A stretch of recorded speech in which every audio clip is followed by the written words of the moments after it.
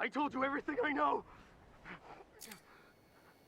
You have not reached your limit. I see defiance in your eyes. Fuck off. And so, I will continue until you have told me everything. Please, please, just kill me already. You know, I respected you. Now you've taken that away from me.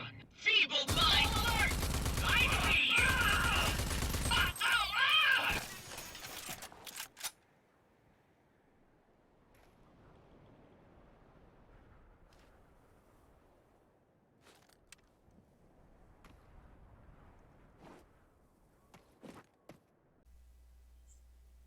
Ranger SPS OCT Observation Log 001. Subject: Shrouded Immortals. The Shrouded Immortal clan are far more militarized than the other clans. They appear to have a very set hierarchy and are extremely militant. They are willing to kidnap civilians from the town that they are in charge of, Oasis, and torture these civilians for perceived information, regardless of whether or not they have it. Therefore, I believe it is imperative that we understand this clan better, given their threat level. First, their relationship with other clans, and their clan structure internally. The short answer to their relationship with other clans is combative. But when the Shrouded realized that the Authority didn't see them as equals, rather as useful pawns, they departed. However, this could not be done without sullying their honor, and a price had to be paid. This event is written about in detail by Vorpal Quill, a warrior poet for the Immortal Shrouded, a type of scribe. We have 3 writings from Vorpal so far: The Unforgettable Tale of the Shrouded, The Unconquerable Will of Iron, and The Resolute Shield of Sanctity. In The Unforgettable Tale of the Shrouded, Vorpal Quill details that early on the Immortals were pure, with a piety and sureness that could not be bested, a will that would never let them dishonor themselves by breaking their word. However, their purity became tarnished when they became involved in the Authority's war. In the words of Vorpal, they had become cattle, failing to glorify their golden god. They felt as though they had broken their word, and had become sullied. But 1/10 stepped forward, yoked by the burdens of their brothers, so that they could clean their ranks, and become resplendent in their honor once again, closer to the golden gods than ever before. In this, we see that the Shrouded have an extreme view of battle-born honor, so much so that to dishonor themselves is tantamount to death. This, however, comes in a bit of a contrast to what we know from the first Rage, which takes place 30 years before Rage 2, in the Wasteland. The Shrouded clan originally are a far cry from the Immortal Shrouded of today. They were not an honorable warrior tribe, or some sort of dedicated clan with piety. The Shrouded were a collection of bandits who had falling outs with their respective clans, such as the Gearheads, Jackals, and Ghosts. While they were still capable of great damage with homemade explosives, they didn't have the technological prowess of the Gearhead clan. But they had members. The Shrouded, however, have always made a point of being a faceless clan. Perhaps the clan members are responding to their feelings of being cast out and ignored by other clans, as if they don't exist as an individual with a shrouded face.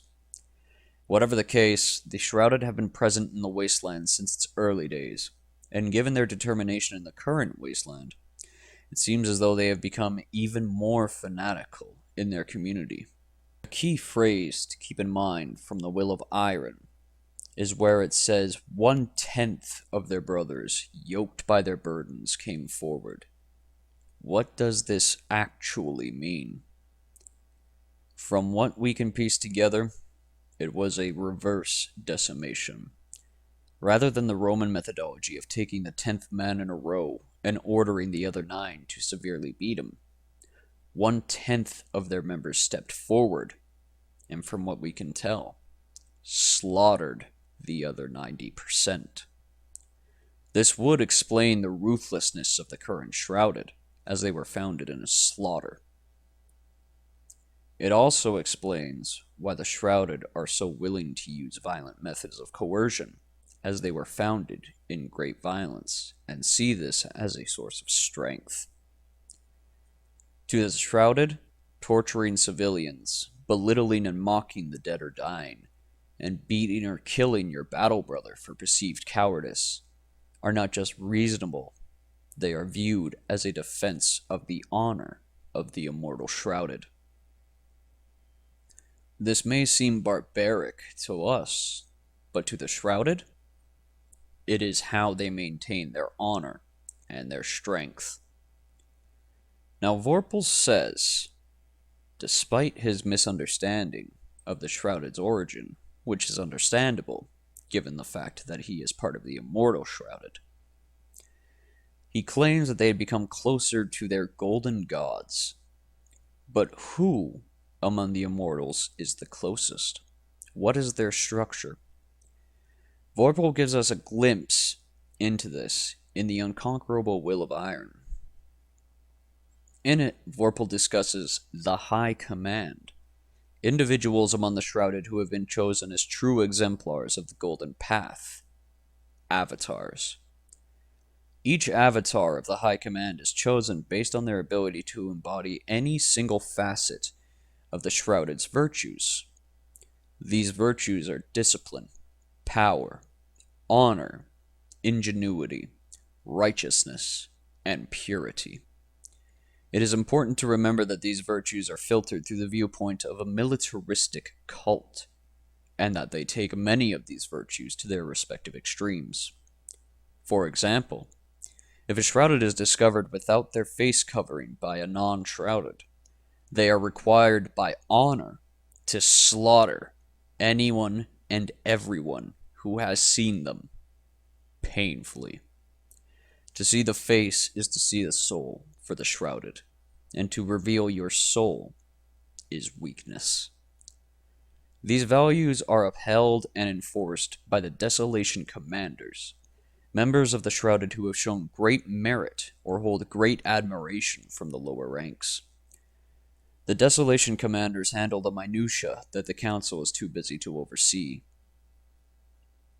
Beneath the Desolation Commanders are 9 Extinction Sergeants, and each of these Extinction Sergeants are responsible for 90 troops among the lower ranks. We will examine one of these sergeants in detail later, Adam Hammer, a deeply respected sergeant who is believed to have carried himself with great distinction. As for the daily life of the Shrouded foot soldiers, their lower ranks, their day is split into 27 hours. 9 hours are dedicated to soldiers carrying out the orders given to them by their superiors. 9 hours for training and meditation so that they may stave off the idle thoughts of the mind. And 9 hours for bathing and sleep. All Shrouded follow a strict diet of bioengineered fungi that the Shrouded grow and harvest themselves. Shrouded are told to take extreme care to eat in private and avoid revealing any part of their face. You may be wondering at this point how the Shrouded haven't conquered the Wasteland's clans by now, given their clear edge in technology, organization, and tactics, especially against the more anarchistic clans such as the Goons. However, the answer is a bit more complex than you would expect originally. First, there isn't much tactical advantage in taking out these clans for the Immortal Shrouded, as bandit raids on other settlements actually increase the hold that the Immortal Shrouded have over the trade town of Oasis, granting them legitimacy as a protection force and a forward base of operations. Second, the Immortal Shrouded look for combat with enemies they deem worthy and would grant them honor in fighting, and would typically only engage these bandit clans if they have to, as they are looked down upon as weak and feeble. The third reason is actually the simplest. The hierarchy of the Shrouded is susceptible to corruption. Earlier on, I said we would be discussing Adam Hammer, one of the more glorified members of the Immortal Shrouded, although some members see through his facade. His existence is a perfect example of what it means to be a corrupt member of the Immortal Shrouded. Adam Hammer has always returned from his hunts with tales of great feats of strength. Yet we know from our personal interactions with Adam Hammer in Rage 2 that he can't come anywhere close to achieving the glorious acts to which he claims. Ranger Walker interacted with Adam Hammer, who requested that he dive into a mutant den and kill the mutants in there, along with their crusher. This would be intensely dishonorable to the Immortal Shrouded foot soldiers, as to ask another for aid in your hunt is a sign of weakness. However, how is it that Adam Hammer has always succeeded? It's simple. Within these groups, especially within groups that rely on violence and intimidation, one of the most effective means of survival is posturing or posing. For those unfamiliar with this term, it means that Adam Hammer is faking his feats of strength to appear as though he's tougher and far more honorable than he really is. Within this kind of structure, if his lies are believable, he can gain prestige and honor, ascending the ranks without actually having to fight. While this may seem like the most efficient approach, there's an obvious problem with it. What happens when someone gets the courage to challenge the poser to a fight? Generally speaking, the poser loses spectacularly, and any who are under their command realize that they have been lied to. This kind of disillusionment typically leads to infighting within the group and the formation of splinter cells, all of which would be detrimental to the Immortal Shrouded, who are based on being a faceless collective. This corruption breeds a question. Why would they let Adam Hammer gain such status if the Immortal Shrouded are supposed to be faceless? That depends on what you qualify as faceless. For the lower ranks, it means they have no identity and exist to fight, nothing more. For the Extinction Sergeants, being faceless means that you are not an individual, but a member of the commanding officers, and that lower soldiers should obey you, or else. For the Desolation Commanders, it means being a part of an even higher ranking order, second only to the Council, overseeing a vast collective of individuals willing to march and die on your command. And for the Council, they may be faceless, but the mask they wear is one of great virtue, making them the equivalent of a hero to any among the organization. And to the more fanatical members of the lower ranks, they may even appear to be gods or holy warriors. This outcome is inherent to these authoritarian groups. They tend to become a cult of personality. In this case, the irony is that the cult of personality is based entirely around the idea of erasing your personality and becoming a part of a collective. Brainwashing is truly fascinating. To anyone on the outside thinking critically, it is obvious that this structure is very flawed and susceptible to personal whims and corruption. The Council has complete control. Desolation Commanders dispense and enforce their will without question. Extinction Sergeants can posture and oppress the lower ranks with very little, if any, consequence. And the lower ranks are treated like replaceable fodder.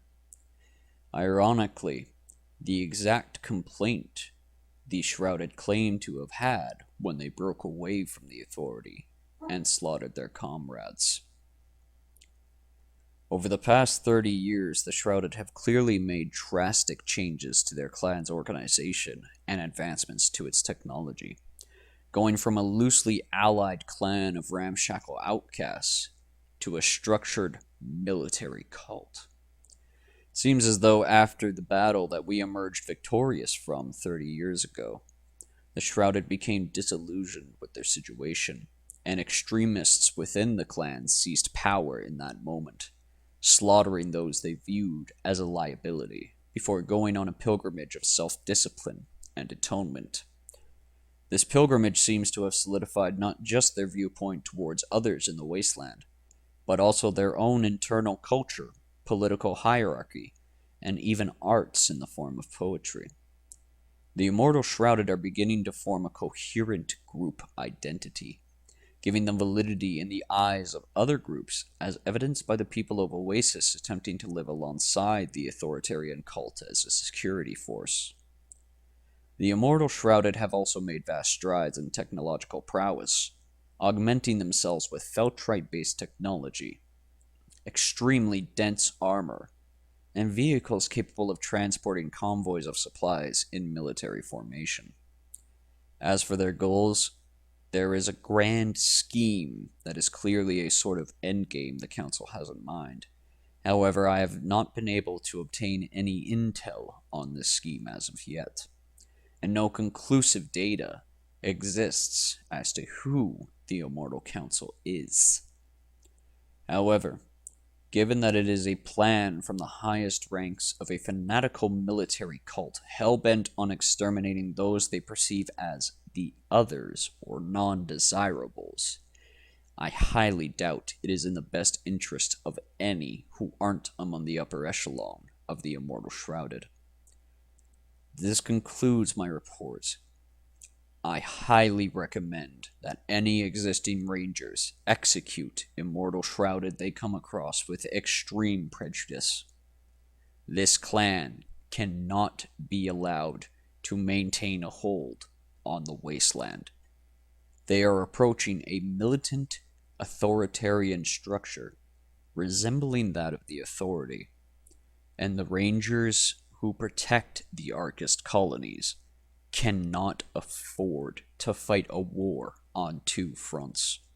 We need to kneecap this threat before it grows. My next observational target will be the mutants.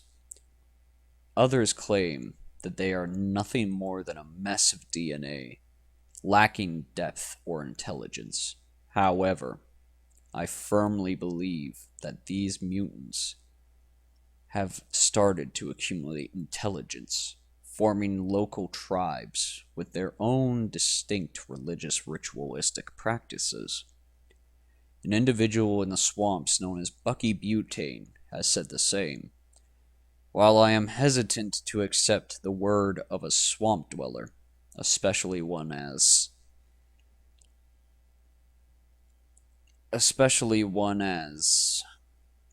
unique as Bucky Butane, I do believe that the mutant threat is serious. If their intellect is truly growing to a tribal level, where they are starting to make tools and have ritual practices, this means that in 30 years' time, they could approach human intelligence. This theory warrants further study.